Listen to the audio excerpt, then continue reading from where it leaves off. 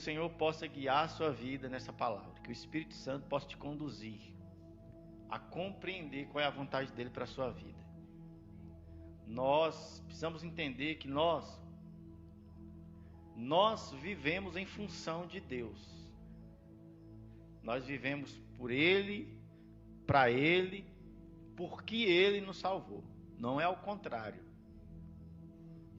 Talvez alguns pensem que Deus vive por nossa causa.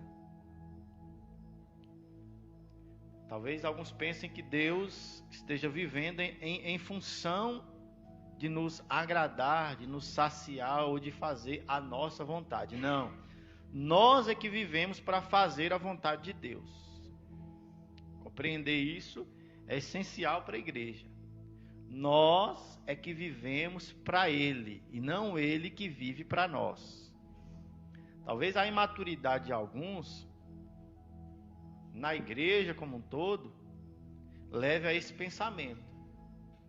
De que por ele ser um pai bom, um pai misericordioso, um pai de graça, um pai que deseja se manifestar aos seus filhos, pense que ele vive em nossa função. Não, irmãos. Nós nascemos de novo para ele. Amém? E isso precisa estar bem claro ao acordarmos pela manhã. Isso precisa estar bem claro quando nós saímos para trabalhar, saímos para estudar, saímos para ganhar o pão, resolvemos cuidar da nossa família, cuidar da nossa casa. Nós temos que ter na nossa mente a compreensão de que eu vivo para Deus. Eu nasci para Deus, para um propósito eterno. Amém? Partindo daqui, nós vamos ler João no capítulo 20, no versículo 22. Abriram aí? Olha o que está escrito. E tendo dito isto, soprou sobre eles e disse-lhes: recebam o Espírito Santo. Aqui Jesus ressurreto. Aqui Jesus aparece para os discípulos. Estão trancados no ambiente. Jesus aparece para eles, os cumprimenta e diz: olha, eu envio vocês para uma missão. Vocês têm um propósito a partir de agora. Vocês todos que estão reunidos aqui têm um propósito. Assim como eu vim dos céus, enviado por Deus para um propósito, estou cumprindo esse propósito. Vocês, a partir de agora, têm um propósito também. Não só isso. Jesus diz: eu estou ministrando o Espírito Santo sobre vocês. Recebam o Espírito Santo. Aqui, irmãos, todos que estão aqui e creem nisso, nasceram de novo. Nasceram de novo. Foram salvos. Aqui, eles nascem de novo. Aqui está operando o novo nascimento na igreja. E é o que acontece com todos nós quando cremos no Senhor Jesus como nosso Senhor e Salvador. Nós nascemos de novo e recebemos aqui o Espírito Santo. Em nós, irmãos, no nosso interior. Porque nós só somos vivos em Deus porque nós recebemos o Espírito Santo.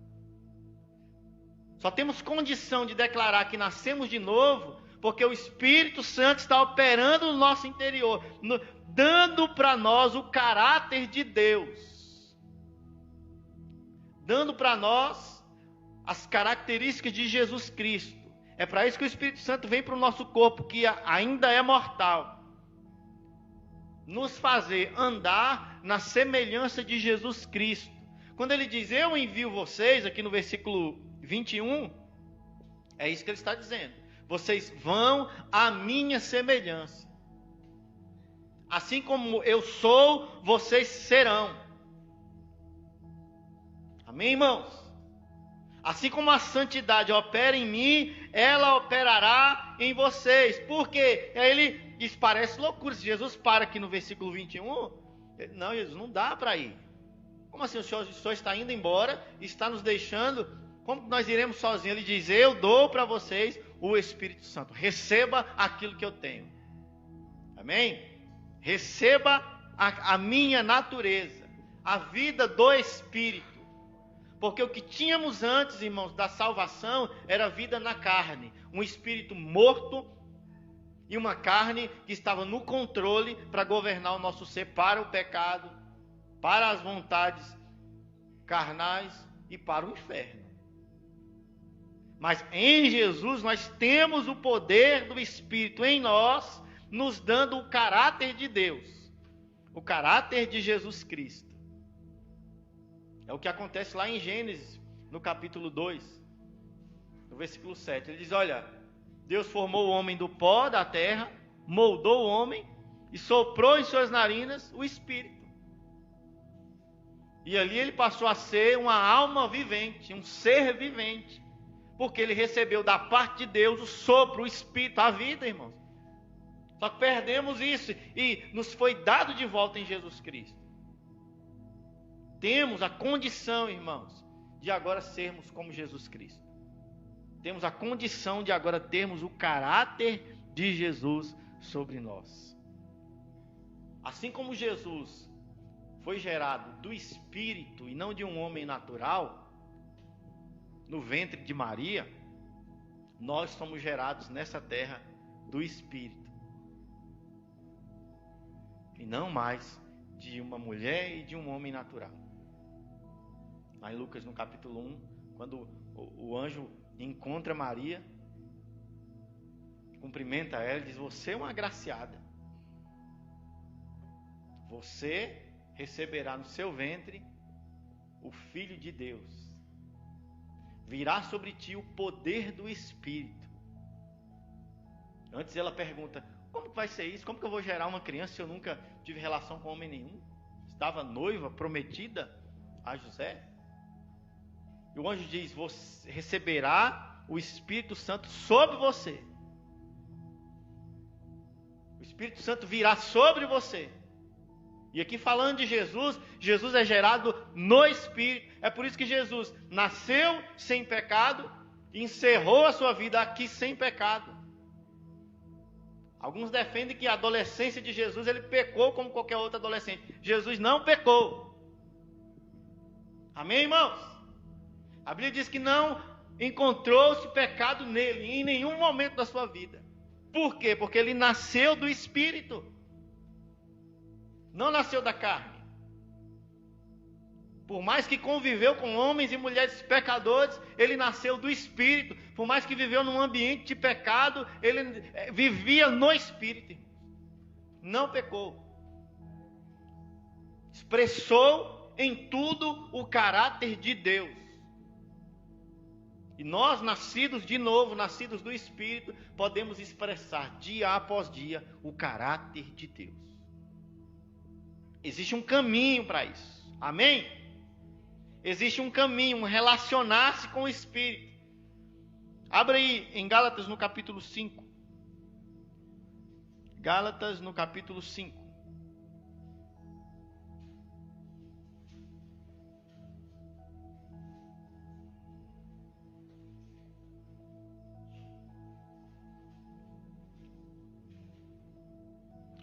Vamos ler por hora o versículo 25. Amém? Diz assim, olha, se vivemos pelo Espírito, andemos de igual modo sob a direção do Espírito. Se vivemos pelo Espírito, andemos de igual modo na direção do Espírito. O que ele está dizendo? Se, meu irmão, você nasceu pelo poder do Espírito, você renasceu pelo poder do Espírito, ande agora no caráter de Deus. É isso que ele está dizendo. Você vai entender isso principalmente se você ler todo o contexto do capítulo 5 de Gálatas. Nós vamos olhar mais para frente um pouquinho aqui. Ele está dizendo, se você de fato entregou a sua vida para Jesus, você nasceu do Espírito. Se a vida veio para você por meio do Espírito e agora Ele habita em você, ande, se expresse, fale, haja conforme a direção do Espírito. E qual é a direção do Espírito? Versículo 22 e 23. O fruto do Espírito. O fruto do Espírito é amor, paz, alegria, bondade, fidelidade, benignidade, mansidão, paciência, que é longanimidade, e domínio próprio. Este é o caráter de Deus que é nos dado pelo Espírito Santo. Amém? É o caráter de Deus que é nos dado pelo Espírito Santo. E através do fruto do Espírito, dessas características do fruto do Espírito, que costumamos pensar que é como uma mexerica de 9 gomos. Amém? É um fruto inteiro, com características. Através disso, você, meu irmão, e eu posso crucificar as paixões da carne. Eu posso crucificar minha natureza carnal. Eu posso, pelo poder do Espírito Santo, pelo ágape, o amor de Deus, pela paz de Deus, que excede todo o entendimento, pela alegria da salvação. Não é qualquer alegria, irmão. Não é a alegria relacionada às coisas dessa terra, é a alegria que vem do alto, é a alegria da salvação. Amém? Eu posso viver em bondade, em fidelidade, em benignidade. Eu posso viver em mansidão, irmão.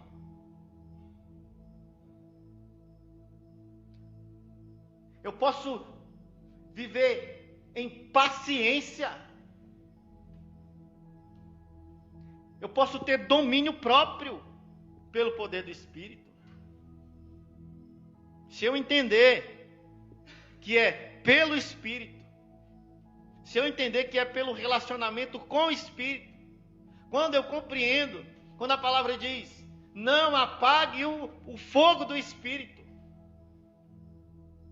porque Ele deseja dar para nós, irmãos, o fruto do Espírito. Ele deseja dar para nós uma vida sob a direção de Deus, expressando o caráter de Deus, não a velha vida natural. E por que são 9, pastor? São 9 por isso aqui, irmãos. Vamos olhar aqui. Ver se eu consigo abrir essa imagem aqui.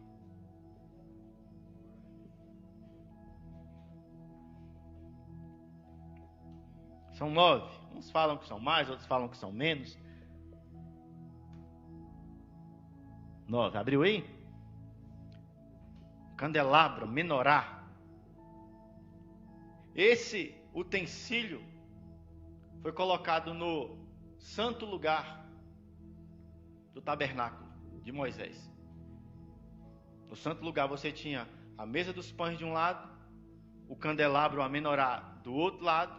Na entrada do santíssimo lugar você tinha um altar de incenso, sendo queimado o tempo todo, e aquela fumaça que a Bíblia diz que é a nossa oração, a nossa comunhão, a nossa adoração, entrava ali pela cortina do santíssimo lugar até a arca, a presença de Deus.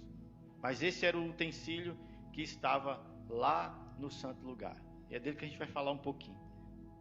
Esse utensílio, Deus mandou construir e colocar no santo lugar para mostrar para nós, profetizar para nós a realidade de que o Espírito Santo está sobre a nossa vida,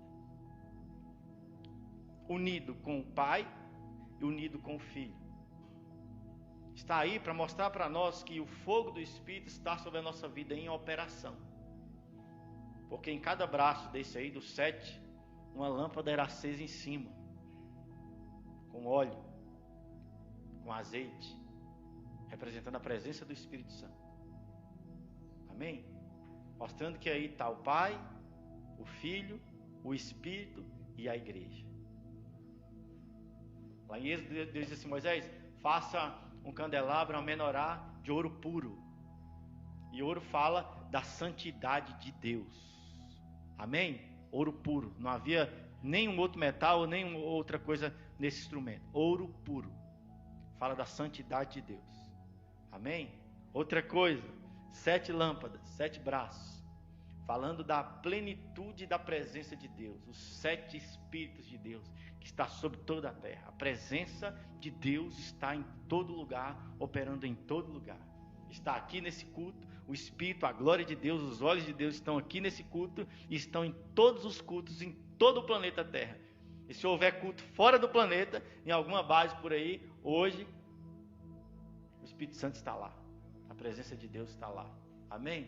Então são 7 apontando para a plenitude da presença de Deus. 7 lâmpadas. Amém? A arte central aponta para Jesus Cristo. Jesus está no centro. Jesus é a presença central na igreja. É por causa dele que nós estamos aqui. Amém? E sob ele também o Espírito Santo está. Essa lâmpada também está acesa. Nessa lâmpada também há azeite. Sobre Jesus, o Espírito Santo está. Está no nascimento de Jesus.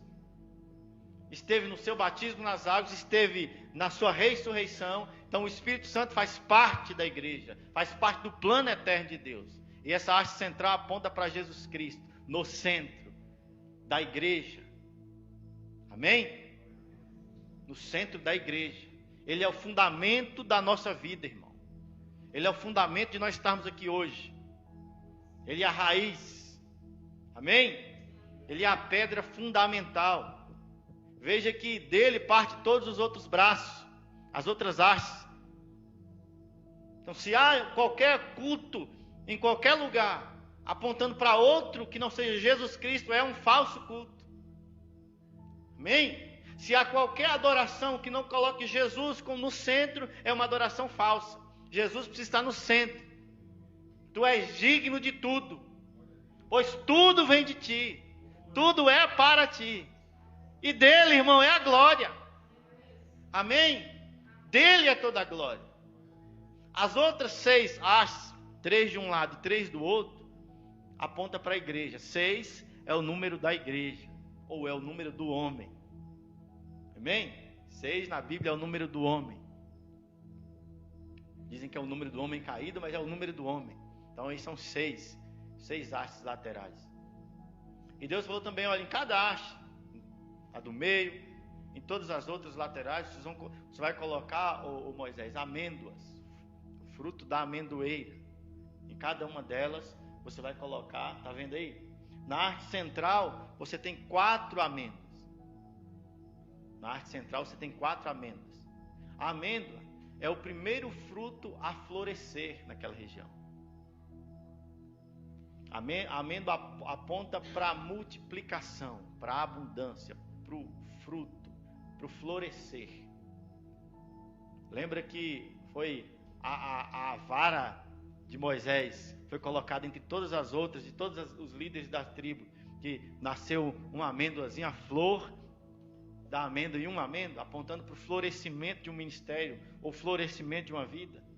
O número 4 aí, 4 amêndoas, aponta para a criação, a plenitude da criação de Deus.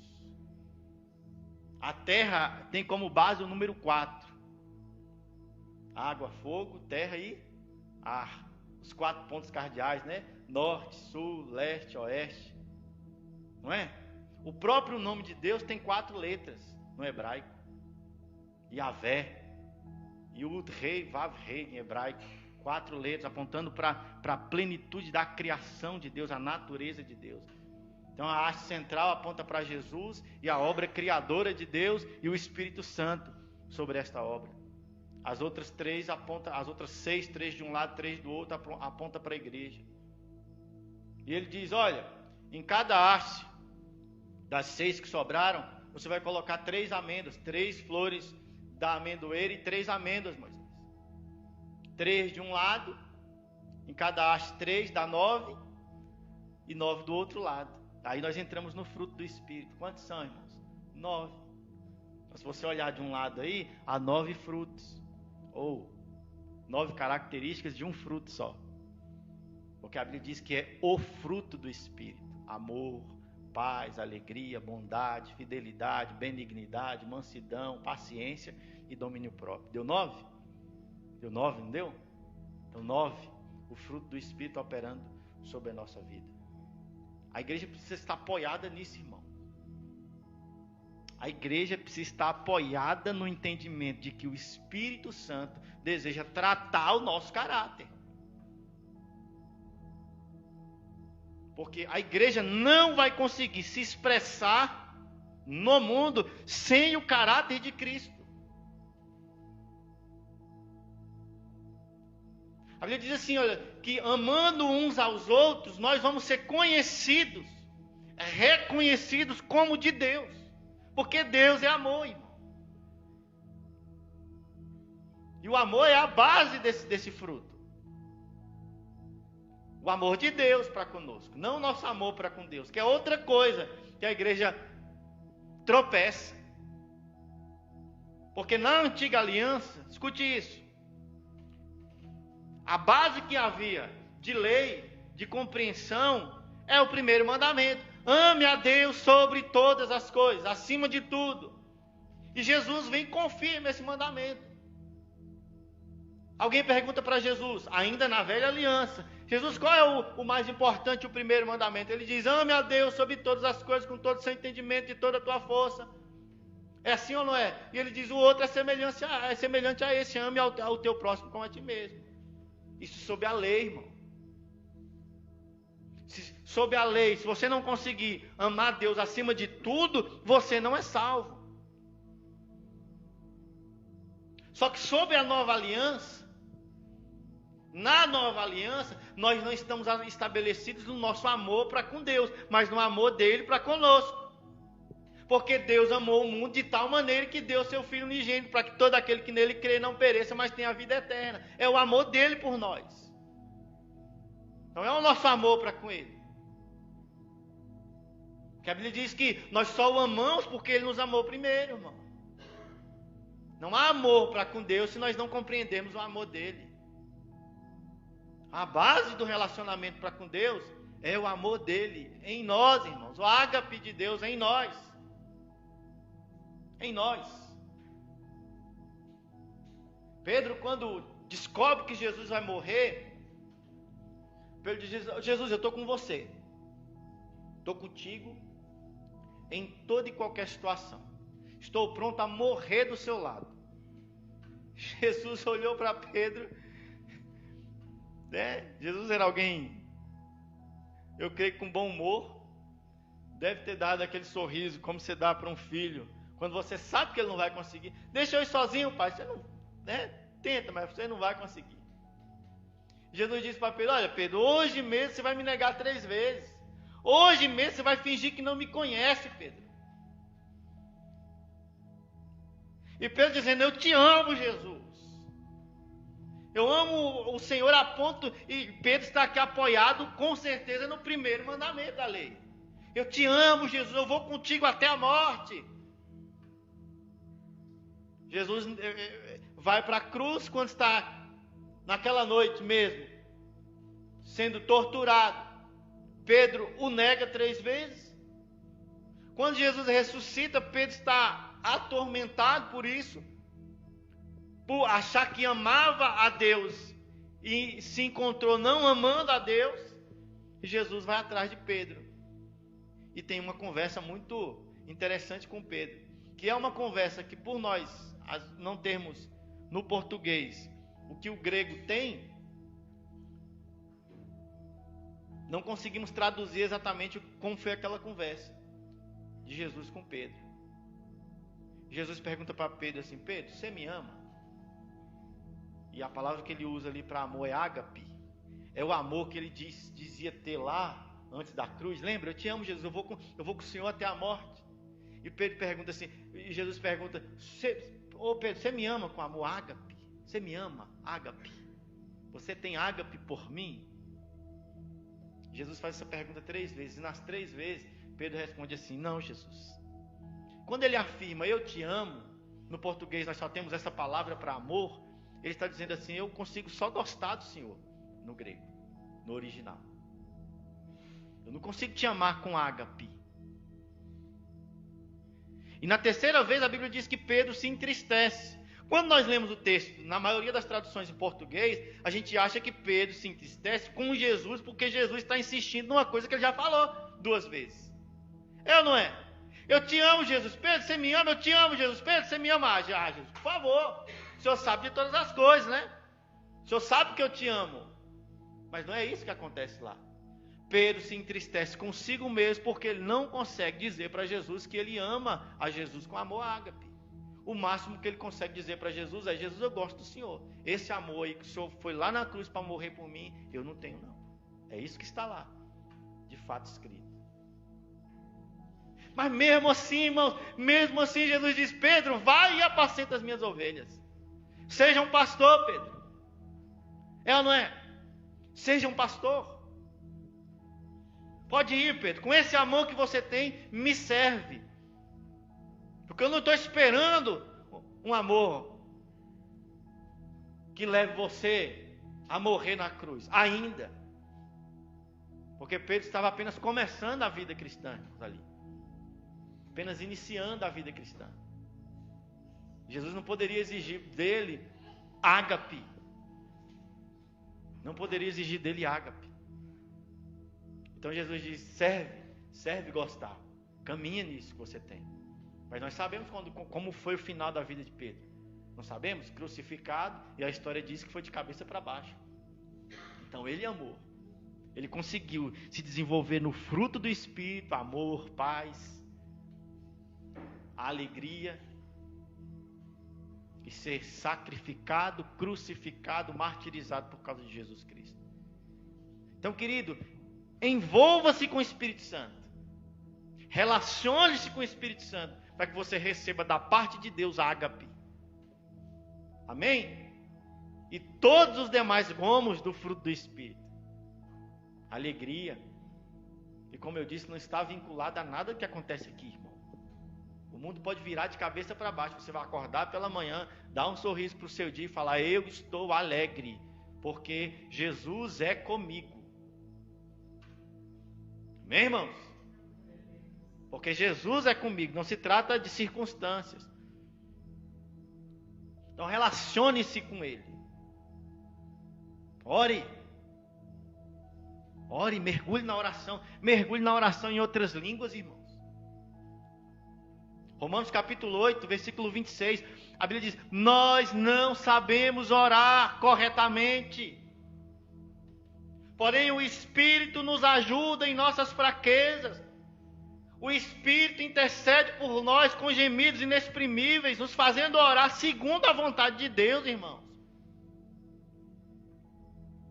Então talvez nem orando nós estamos, nem orar nós estamos sabendo fazer. Mas o Espírito sabe, e Ele está em nós. Você pode orar em outras línguas e ser edificado. Amém? É o que está escrito em Judas no capítulo 20. E Judas, a carta de Judas fala de caráter. De homens que estão voando por aí com caráter falho. Falsos crentes que estão por aí com caráter falho. Ele diz: vocês, amados, edifiquem a vós mesmos, orando no Espírito Santo, orando em outras línguas. Mergulhe na oração em outras línguas, que é o que está escrito também em 1 Coríntios 14, 4. Aquele que ora em línguas edifica a si mesmo. Porque é a oração que nós recebemos quando somos batizados no Espírito Santo. Amém? Glória a Deus. Então você viu o candelabro? Olha essa outra imagem para ficar. Vê se vai abrir. Essa. Sacerdote no santo lugar, acendendo todos os dias. Colocando azeite, que é também símbolo do Espírito Santo, a unção, e colocando fogo nisso. Amém, irmãos? Escuta, irmão, você é ungido. Agora, o fogo é responsabilidade minha e sua manter aceso. Amém? O relacionamento é minha responsabilidade. Não haverá um dia em que o Espírito Santo estará indisposto para se relacionar comigo, por qualquer motivo, irmãos. A não ser que eu o ignore. A não ser que eu o abandone, que eu o deixe, ou deixe Jesus Cristo. Não haverá um dia sequer que o Espírito Santo estará indisposto para conosco. Todos os dias ele estará disposto a queimar sobre a sua vida, a consumir o óleo, o azeite que está sobre a sua vida. Então, aí está a realidade do azeite. Não é essa maluquice que fazem por aí. Vou te ungir. Que mané vai me ungir? É um símbolo que está cumprido em nós. Amém, irmãos? Seria a mesma coisa que eu acender um fogo aqui na igreja e falar: aqui está o Espírito Santo. Não, ele está em você. Já foi em alguma congregação com uma fogueira acesa, um fogo aceso? Não. Eu pelo menos não fui. Um fogo na plataforma, olha o Espírito Santo aqui. Não, irmão. E por que então nós trazemos o óleo como realidade de uma coisa que era um símbolo? Então escute, sobre a sua vida está o azeite precioso do Espírito Santo. Sobre a sua vida está o fogo do Espírito. Então, o que eu tenho que fazer então, pastor, para ser ungido? Você já é ungido. O que você precisa fazer é relacionar-se com o Espírito Santo. Amém? Relacionar-se com o Espírito Santo para receber o fruto do Espírito. Gálatas capítulo 5, versículo 22 e 23. Marca aí na sua Bíblia, anota, chega em casa, leia isso umas 50 vezes. Porque o que vai acontecer, irmão, é o que está no versículo 16. Vivei pelo Espírito e de forma alguma satisfareis a vontade da carne. Porque a vontade da carne é contrária à vontade de Deus, irmãos. Escute uma coisa, irmão. Se Deus está querendo te mandar para o norte, a sua carne quer te mandar para o lugar contrário, para o sul. Entenda isso. Se Deus quer te levar a orar, a tua carne quer te levar a outras coisas.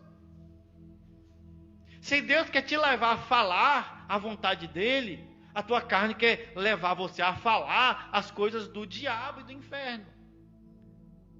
A carne se oporá sempre. É isso que está escrito no texto, do versículo 17 em diante. A carne sempre vai se opor à vontade de Deus. E qual é a maneira de eu vencer isso? É vivendo pelo Espírito. É me relacionando com o Espírito. Amém, irmãos? É entendendo que eu estou ligado em Jesus, que o fruto do Espírito está sobre a minha vida e eu preciso amadurecer esse fruto. Amém, queridos? Preciso amadurecer isso. Preciso mergulhar no relacionamento com o Espírito Santo. Este é um aspecto da vida cristã. O outro está do outro lado. Do outro lado.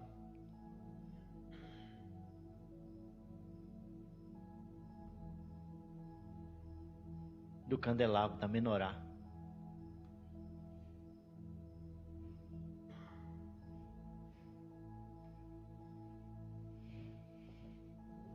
Abra sua Bíblia em Lucas, no capítulo 24, irmãos. Lucas 24, lá no final do capítulo.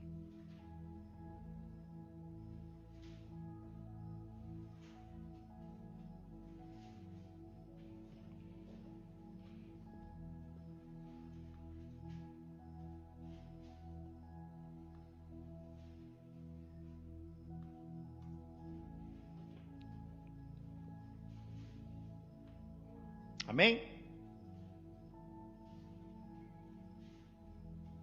Caminha aí para o final do capítulo de Lucas. Vamos ler o versículo 49.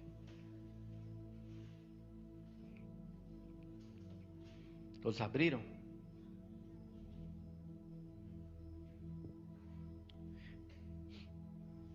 Versículo 49. Eis que eu, sobre vós, envio a promessa do meu Pai. Contudo, permaneçam na cidade, até que sejais revestidos do poder do alto. Ele diz, há uma promessa, e aqui ele está falando para pessoas nascidas de novo. Lembre-se que dias antes, talvez 30 dias antes desse fato aqui,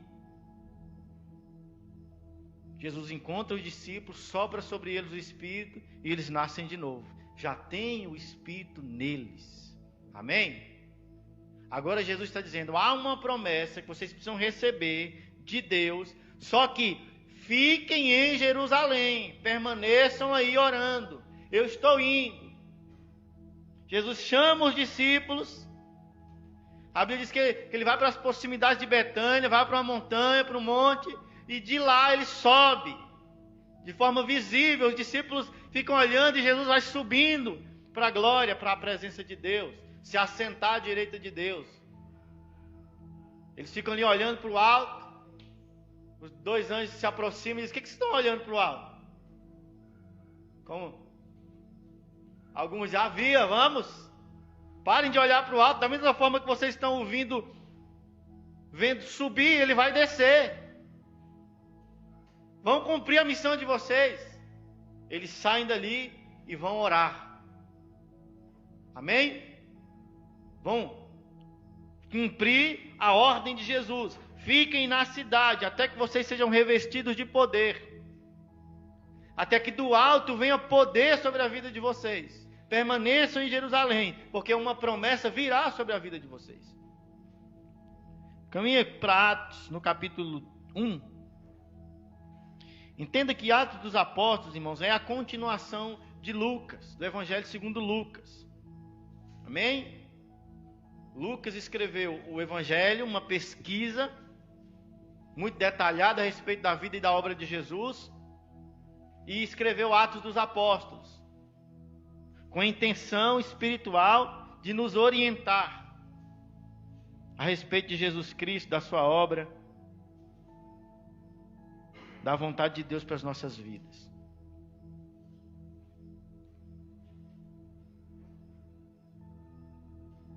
Olha o que diz no versículo 4, Atos capítulo 1. Certa ocasião, enquanto ceava com eles, ou seja, Jesus falou isso mais de uma vez para os discípulos. Amém? Enquanto ceava com eles, ordenou-lhes que não se ausentassem de Jerusalém, mas que aguardassem a promessa do Pai, a qual salientou: de mim ouvistes. João, de fato, batizou com água, entretanto, dentro de poucos dias, vocês serão batizados com o Espírito Santo. Esta é a promessa. Fiquem em Jerusalém. Então, mais de uma vez, Jesus falou isso com os discípulos. Falou aqui nessa ceia, nesse momento, falou. Foi a última coisa que Jesus disse antes de subir, irmãos. Fiquem em Jerusalém, permaneçam em Jerusalém, para que do alto vocês sejam revestidos de poder. Versículo 8. Contudo, vocês receberão poder quando o Espírito Santo descer sobre vocês. Mas o Espírito Santo já não está em mim. Eu não recebi o Espírito Santo lá quando eu criei em Jesus. Jesus não soprou o Espírito Santo sobre os irmãos e diz, recebam o Espírito. Não foi isso que você disse, que eu já recebi o fruto do Espírito, com as suas 9 características, já recebi, já tenho o Espírito. Mas ele está dizendo, vocês receberão o Espírito vindo sobre vocês. O poder do Espírito descerá sobre a vida de vocês. E então, vocês serão minhas testemunhas. Tanto em Jerusalém como em toda a Judéia, Samaria e até os confins da terra. Jesus não habilita a igreja a andar por aí somente no caráter dele. A igreja precisa andar no caráter de Jesus e no poder de Jesus. Esta é a plenitude. A plenitude de Jesus está aí revelada na menorá, no candelabro. Amém? São dois lados de uma mesma moeda. É como um pássaro. Arranque uma asa de um pássaro e você vai perceber que ele não vai conseguir cumprir a sua missão. Negue o caráter de Jesus, desvalorize o caráter de Jesus e você não conseguirá testemunhar Jesus de forma plena. Negue o poder do Espírito Santo e você também não conseguirá testemunhar Jesus. Amém? Porque Jesus é o poder de Deus manifesto sobre nós. Jesus é o poder de Deus manifesto sobre as nossas vidas. Você caminhar para Atos no capítulo 2, os irmãos estão orando, e aqui é interessante colocar que é no dia de Pentecostes. A Bíblia deixa isso muito claro. No dia de Pentecostes, os irmãos estão reunidos naquele lugar, com as portas fechadas, orando. A Bíblia diz que aquele ambiente é tomado por um som estrondoso de um vento, como se fosse um furacão. A Bíblia diz que sobre cada um deles repousou uma chama como língua de fogo. Olhe para o candelabro, irmão. Aí não está aceso, mas você consegue enxergar a visão dele aceso. Uma chama de fogo sobre cada um deles. E eles são cheios ali do poder do Espírito Santo. Amém? Olha comigo o versículo 39. Atos 2, no versículo 39. E aqui já é Pedro falando a respeito do que acabou de acontecer. Porquanto a promessa pertence a vocês. Que promessa? Ser cheio do poder do Espírito Santo, irmão.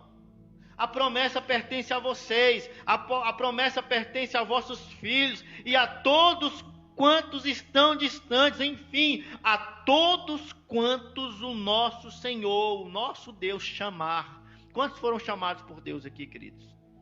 Então, essa promessa de ser cheio do Espírito Santo é para você. Nós vivemos num tempo, queridos, escute isso. Vivemos num tempo onde boa parte da igreja tem negado o poder do Espírito Santo. Boa parte da igreja tem entrado pelo entendimento de que não, o poder do Espírito Santo foi para aqueles irmãos daquela geração, para o primeiro século, porque a igreja ainda estava em formação, então eles precisavam de manifestações visíveis. Mentira. Pedro está dizendo a promessa é para vocês, a promessa é para os vossos filhos, a promessa é para todos quantos estão distantes, nós estamos distantes desse evento. E ele diz, enfim, a promessa é para todos aqueles que o Senhor nosso Deus chamar. Não está ligado a um tempo, a um espaço físico, é para todo crente, irmão. A promessa de ser cheio do Espírito Santo, sair por aí testemunhando Jesus com poder. Amém? A promessa é para nós. A promessa é para nós. Então, quando você olha para o candelabro, você tem um testemunho completo da obra de Deus através do Espírito Santo na igreja. De um lado você tem o fruto do Espírito, seus nove gomos, 9 características. Do outro lado, você tem mais 3 hastes, agora não com frutos, mas com 9 dons. Amém? 9 dons. 1 Coríntios no capítulo 12. Abre aí 1 Coríntios 12. A partir do versículo 8. 1 Coríntios no capítulo 12.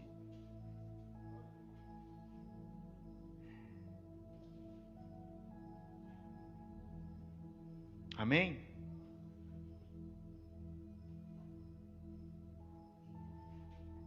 Vamos ler o 7, versículo 7. A cada um, contudo, é concedida a manifestação do Espírito com a finalidade de que todos sejam beneficiados. De que todos, irmãos, todos. Então a vontade de Deus é que o crente tenha sobre a sua vida o fruto do Espírito fluindo e os dons do Espírito fluindo, pelo menos um dom sobre cada crente fluindo. Versículo 8.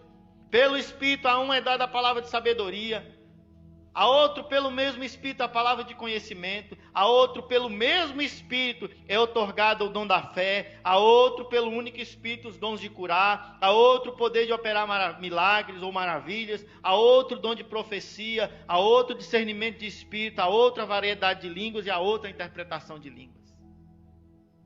9, se você contar direitinho aí, tem 9 dons. Olhe para o candelabro, você vai ver 9 amêndoas de um lado e 9 do outro, apontando para o fruto do Espírito. Não, mas tem mais, pastor. Tem não, é 9. Vamos brigar com a profecia. Amém?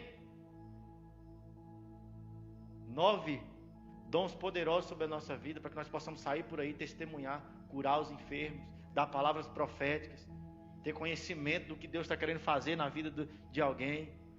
Amém? Manifestar o poder de Deus e salvar vidas, irmãos. Fazer com que o corpo de Cristo seja edificado. Amém, irmãos? Fazer com que o corpo de Cristo seja edificado.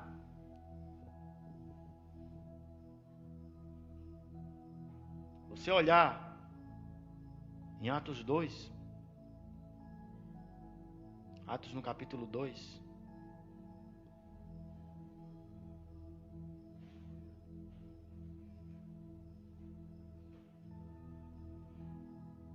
vamos ler essa passagem aqui. É para todos nós, irmãos. Amém? É para todos nós. Entenda isso. A promessa é para todos nós. Não sejamos negligentes, irmãos, quanto ao poder de Deus sobre as nossas vidas. Nós temos responsabilidade no desenvolvimento do fruto do Espírito. Temos responsabilidade na operação do dom do Espírito Santo sobre a nossa vida. Atos no capítulo 2 é a primeira manifestação do Espírito enchendo a igreja. Versículo 2. Primeiro, versículo 1. Ao completar-se o dia de Pentecostes. É interessante, querido, olhar para isso. É muito poderoso olhar para isso. Porque Pentecostes é a festa dos primeiros frutos. Amém? Pentecostes é a festa dos primeiros frutos. O primeiro Pentecoste para o judeu, para o hebreu, foi lá no Monte Sinai, quando Moisés recebe a lei. Amém? Ali está o primeiro Pentecoste para o judeu. Você pergunta para qualquer judeu, ele vai falar: quando foi o primeiro Pentecoste do povo hebreu? Foi lá quando Moisés desce do monte com as tábuas da lei, com a lei para nós. Isso é o Pentecoste. E Deus, a partir dali, dá o mandamento, a ordem. Todos os anos, 50 dias depois da Páscoa, vocês vão comemorar o Pentecostes, a festa dos primeiros frutos. Aí Jesus morre na Páscoa, é ressuscitado ali na Páscoa. 50 dias depois está se cumprindo o dia de Pentecostes. E ao invés de vir com a lei, Deus agora vem com o poder do Espírito Santo sobre a nossa vida. Amém? Quando Moisés desce do monte e ali pela primeira vez ele quebra as tábuas e o povo está ali adorando o bezerro de ouro, 3.000 pessoas morrem. Você lembra disso? 3.000 pessoas morrem naquele dia por causa da desobediência de adorar um falso Deus. Aí o Espírito Santo vem e desce sobre a igreja. Pedro se levanta e prega o evangelho. Quantas pessoas se convertem, irmão, no final dessa pregação? 3.000 pessoas, irmãos. É o poder de Deus fazendo a transição. O poder de Deus vem sobre nós agora, não para gerar morte, mas para gerar vida. Você vai sair por aí com o poder de Deus em suas mãos, em seus olhos, em sua boca, em seus pés, para gerar vida, irmãos. Soprando sobre as pessoas a vida. Revelando o caráter de Jesus para as pessoas. E não se revela o caráter de Jesus para as pessoas falando: olha, você tem que amar. Você tem que ter paz. Não. Eu só revelo o caráter de Jesus para as pessoas sendo amor, andando em paz, sendo bom, tendo domínio próprio. Amém, irmãos? Então 3.000 pessoas se convertem nesses dias. De repente, versículo 2, vem do céu um barulho semelhante a um vento. E aqui a tradução correta é semelhante a um furacão, irmão, entrando, mas só barulho, amém? Soprando muito forte. Esse som tomou conta de toda a casa onde estavam assentados. Então todos, irmãos, escute isso, todos viram distribuídas entre eles línguas como que de fogo. Uma chama de fogo se acendeu sobre a cabeça daqueles irmãos. Como que de fogo? Não era fogo físico, amém? Mas eles viram, eles tiveram essa visão. E a Bíblia diz que todos ali reunidos foram cheios do Espírito Santo e passaram a orar em outras línguas, conforme o Espírito Santo lhes concedia que falasse. Amém, queridos? Começaram a orar em outras línguas, conforme o Espírito Santo lhes concedia que falasse. A partir daqui, irmãos, escute isso, a partir daqui, isso é uma regra na igreja. É uma regra real na igreja. É algo que acontece todas as vezes que o Espírito Santo se manifesta. Em Atos no capítulo 10.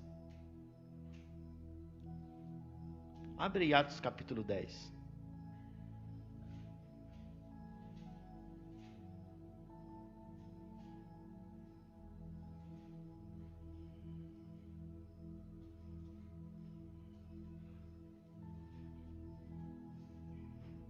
Vê se eu acho o versículo aqui que eu não anotei. Achei.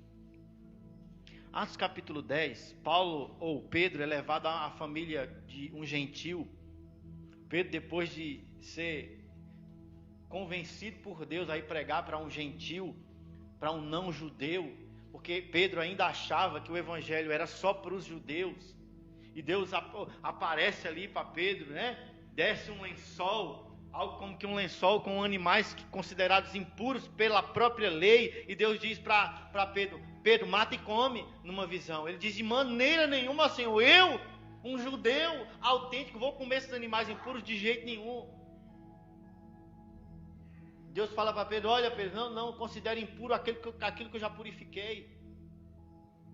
Ele diz: vá lá na casa de Cornélio pregar o evangelho. E Deus já está falando com Cornélio lá na casa dele, um gentil.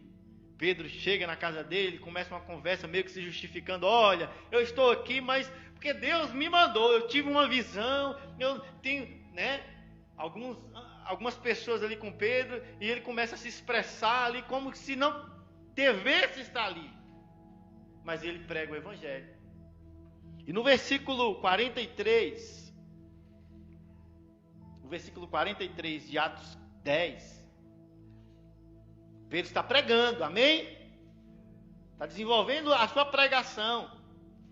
Ele diz: todos os profetas testemunharam sobre Jesus, sobre ele, afirmando que qualquer pessoa que nele crê, recebe o perdão de todos os seus pecados, mediante o seu nome. E imediatamente o que aconteceu, irmãos? Aconteceu que enquanto Pedro ainda pronunciava, parece que a Bíblia diz assim: Pedro, você se estendeu demais, Pedro. Não era para falar tanto, a coisa era mais simples. Você está tentando se justificar. O discurso poderia ser menos longo. E o Espírito Santo vem no meio disso tudo, irmão. Aconteceu que enquanto Pedro ainda estava falando, ainda pronunciava essas palavras, o Espírito Santo desceu de repente sobre aqueles irmãos, sobre todos os irmãos. Amém? Todos. Versículo 45. Aqueles crentes judeus que vieram com Pedro ficaram admirados que o dom do Espírito Santo estivesse sendo derramado inclusive sobre os gentios. Por que eles perceberam que o Espírito Santo estava ali, irmão? Porque os irmãos mudaram o seu caráter? Que é como alguns dizem: não, você está cheio do Espírito Santo quando o seu caráter é transformado também. Mas o que acontece de físico, de visível naquele lugar, irmãos? Porquanto, versículo 46, os ouviam se expressando em línguas estranhas e exaltando a Deus. Diante disso, Pedro exclamou: será que é possível agora eu negar o batismo nas águas para essas pessoas que já receberam o batismo no Espírito Santo, estão aí orando em línguas como nós oramos? Orando em outras línguas, irmãos, cheios do Espírito Santo. Amém? É o testemunho do Espírito Santo sobre a nossa vida, que nós recebemos o poder do Espírito. Versículo 48, depois disso eles foram batizados nas águas, em nome de Jesus Cristo, e seguiram a sua caminhada. Amém? Glória a Deus. Também em Atos no capítulo 19, Paulo vai para Éfeso.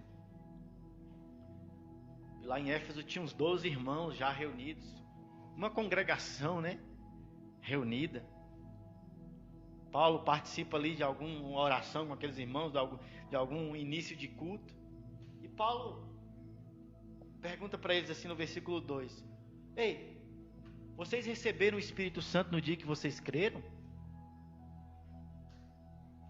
Ele diz: olha, a gente não sabe nem quem é o Espírito Santo. Paulo pergunta: em quem vocês foram batizados então? Eles dizem: olha, nós fomos batizados no batismo de João Batista. Batismo para arrependimento, batismo para receber a salvação lá, se arrepender e receber Jesus. Paulo explica para eles que Jesus já veio, que Jesus já operou salvação, que Jesus ressuscitou. Explica para eles como que é o processo de salvação. Batiza eles de novo, agora em Jesus Cristo. E a Bíblia diz que no final das contas, Paulo impõe as mãos sobre eles e eles recebem o Espírito Santo. No versículo 6, irmãos, olha o versículo 6. Quando Paulo lhe impôs as mãos, veio sobre eles o Espírito Santo. Não no interior deles. Porque no momento que eles creram, o Espírito Santo veio habitar neles, dá para eles o fruto do Espírito. Parte da obra do Espírito Santo. Metade do candelabro. Amém? Receberam quando creram. A outra metade receberam quando Paulo lhe impôs as mãos. E eles passaram a orar em outras línguas e a profetizar. E a partir daqui, queridos, a partir daqui, são habilitados a serem testemunhas de Jesus. Não por causa das línguas em si, mas por causa do poder do Espírito Santo. Amém? Aquele que decide amadurecer no fruto do Espírito e nos dons do Espírito Santo, são chamados, separados para o ministério. Amém?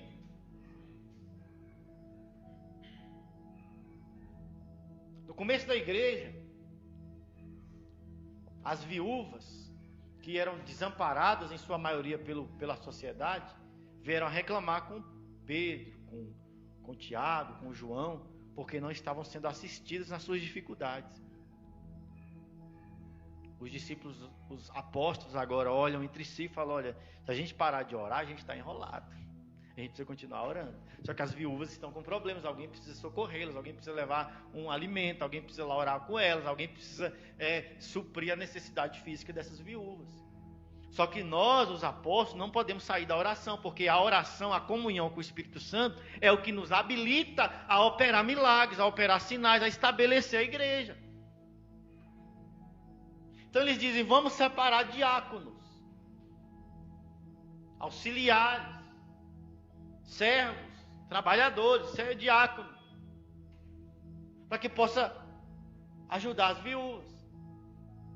E deve ter surgido o questionamento, quem nós vamos chamar? Ele diz, vamos chamar homens cheios do Espírito Santo. Homens que estão operando no caráter de Deus e homens que estão operando nos dons do Espírito Santo. É tão verdade que eles escolhem homens cheios do Espírito Santo que pouco depois Estevão, profetizando de forma poderosa, pregando de forma poderosa, é morto. É ou não é? É tão verdade que um dos escolhidos é Filipe, que vai para Samaria e prega o evangelho em Samaria e salva aquele povo. E o próprio Pedro e João vai para Samaria orar para as pessoas receberem o poder do Espírito Santo, irmãos. É interessante que quando Pedro e João chegam em Samaria, as pessoas estão sendo batizadas ali por Filipe, que fugiu, né? No começo da perseguição. E eles vão lá com a intenção de orar por aqueles irmãos para que eles recebam o Espírito Santo, e eles fazem isso, impõem as mãos sobre aqueles que estão sendo batizados, e eles começam a receber o Espírito Santo. E a Bíblia diz que um mágico da cidade olha para Pedro e para João e diz assim, olha, quanto que eu tenho que pagar para ter esse poder que vocês têm, para orar pelas pessoas e receber o Espírito Santo? Pergunta do milhão, irmão. Como que aquele mágico sabia que as pessoas estavam recebendo o Espírito Santo? Se para alguns o Espírito Santo é uma coisa que vem no interior e transforma o caráter. Nós estamos falando de um mágico, de alguém que opera, pelo menos de forma falsa, em coisas sobrenaturais. Ele olha para Pedro e para João orando pelos irmãos, e aqueles irmãos recebendo o Espírito Santo lá em Samaria, sendo cheios do Espírito Santo, e fala, olha, o que eu tenho que fazer para receber também esse poder aí que vocês têm, para impor as mãos sobre as pessoas e elas receberem o dom do Espírito Santo. Agora a pergunta do milhão. O que estava acontecendo com esses irmãos? Que esse homem testificou que eles estavam recebendo o Espírito Santo, irmãos? Alguém pode me responder? Vamos lá, me ajudem. O que fisicamente estava acontecendo naquele lugar em Samaria, que aquele homem decidiu pagar por aquele poder? E foi tremendamente repreendido. Pedro fica nervoso com ele. Em outras palavras, você vai para o inferno com esse dinheiro que você tem, porque o dom de Deus que é de graça não pode ser comprado. Ore a Deus para que talvez Deus tenha misericórdia da sua vida e ainda te salve. E o mágico diz: ora aí por mim para ver se Deus atende vocês e tal. Um batizado nas águas. O que estava acontecendo ali, irmãos, é que aqueles irmãos, já que ninguém me respondeu, estavam orando em outras línguas. Amém? Veja que aqui não há furacão, não há barulho, não há mais chama de fogo. Veja que lá na casa de Cornélio também não há testemunho de nenhum barulho que entrou naquele ambiente. Não há nenhum testemunho de barulho que foi naquele ambiente. Mas há um testemunho que é comum a todo, e nem em Atos capítulo 19, quando nós lemos que Paulo impõe as mãos sobre esses 12 irmãos e eles recebem o Espírito Santo. O que há de comum em todas essas manifestações, irmãos? Eles oram em outras línguas. Eles oram no Espírito Santo, que é, eu creio, a língua poderosa para nós nos expressarmos com Deus de forma direta, para nos edificarmos. Nos edificarmos, pastor, o que é isso? Nos edificarmos no caráter de Deus, irmãos. Porque, será se eu te dando uma apostila a respeito de amor, você vai receber o amor ágape de Deus sobre a sua vida? Será se eu ficar aqui falando 2 horas sobre domínio próprio, testando você em domínio próprio, você de alguma forma vai ter domínio próprio sobre a sua vida? Não. Isso só vem por meio do Espírito Santo. E se eu não sei orar como convém, o Espírito Santo nos assiste em nossas fraquezas e intercede por nós com gemidos inexprimíveis que não podem ser compreendidos de forma natural. O que é isso, irmãos? Romanos capítulo 8, versículo 26, oração em outras línguas. Amém? Paulo diz lá em 1 Coríntios, no capítulo 14, o que eu vou fazer no meu relacionamento diário com Deus? Eu vou orar no meu entendimento, mas eu também vou orar em línguas. Orar em outras línguas, eu vou mergulhar nisso, todos os dias, dia após dia. E eu vou edificar a minha vida em Deus. Amém, queridos? Vou edificar a minha vida em Deus. Acenda o fogo, irmão. Amém? Acenda o fogo sobre a sua vida. Mergulhe no poder de Deus. Mergulhe, seja esse sacerdote. Amém? Seja esse sacerdote. Mantendo a chama acesa. Não apagueis o Espírito Santo. Não negligencie a obra do Espírito Santo. Ele quer te encher, querido. E se você já foi cheio do Espírito Santo, entenda, você precisa se relacionar. Você recebeu um dom quando você foi cheio do Espírito Santo. Você orou em outras línguas. Se você recebeu uma nova linguagem espiritual, é para você orar. Todos os dias, ao acordar, ao deitar, no seu trabalho, na sua casa. Mergulhe nisso, irmão, e seja edificado. Vai ficando de pé. Vamos ministrar uma canção aqui, queridos, para nós orarmos.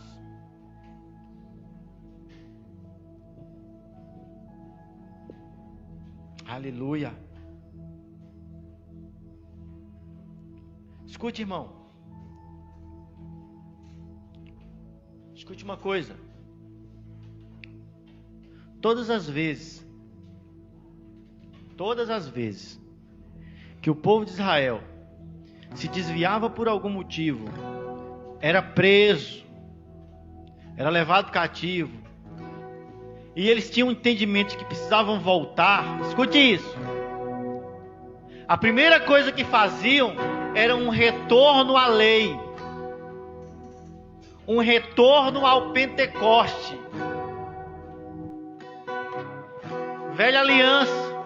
Na nova aliança, o povo de Deus, que se sente de alguma forma afastado do plano de Deus, afastado do caráter de Deus, precisa voltar ao Pentecostes. Amém? Precisa fazer um retorno ao Pentecostes. Não para fazer a leitura de uma lei, mas para receber a direção e o poder do Espírito Santo.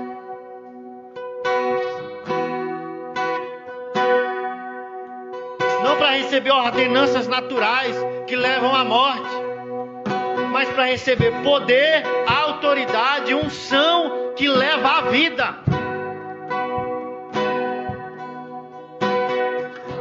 Porque a letra da lei, irmão, mata, mas o Espírito vivifica. A letra da lei produz morte, mas o Espírito produz vida. Aleluia! O Espírito produz vida. O Espírito produz vida. A vida de Deus, irmão. A vida de Deus. Ore no Espírito Santo. Profetize. Mergulhe no poder de Deus. Mergulhe no poder de Deus.